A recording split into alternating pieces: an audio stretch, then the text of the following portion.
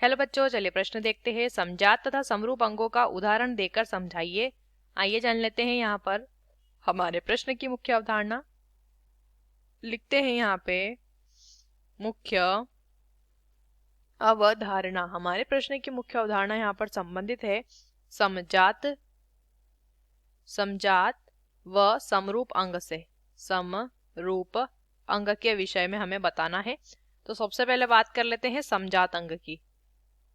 समजात अंग की यहाँ पर हम बात कर लेते हैं। देखिए, समजात अंग ये ऐसे अंग होते हैं जो उत्पत्ति और संरचना में तो समान होते हैं। कैसे समान होते हैं? उत्पत्ति व संरचना।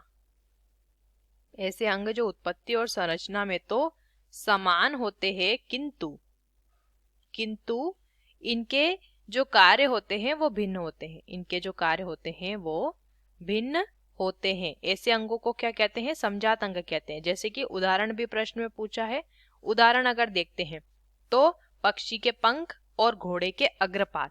उदाहरण, पक्षी के पंख व घोड़े के अग्रपाद। ये जो दोनों अंग हैं ये उत्पत्ति और संरचना में समान होते हैं। यानी कि इनकी उत्पत्ति जो होती है पक्षी के पंखों की और घोड़े के अग्रपाद की, वो समान रहती है। लेकिन पक्षी के पंख क्या करते हैं? उड़ने का कार्य, और घोड़े के अग्रपाद चलने का काम। अब दूसरा दिया है समरूप अंग। लिख लेते हैं यहाँ पे समरूप अंग के बारे में भी बताना है। देखिए, अब समरूप अंग क्या होते हैं?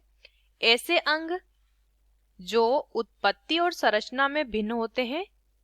उत्पत्ति व संरचना में भिन्न होते हैं, किंतु इन अंगों के कार्य जो होते हैं वो समान होते हैं। ऐसे अंगों को क्या कहते हैं? समरूप अंग कहते हैं।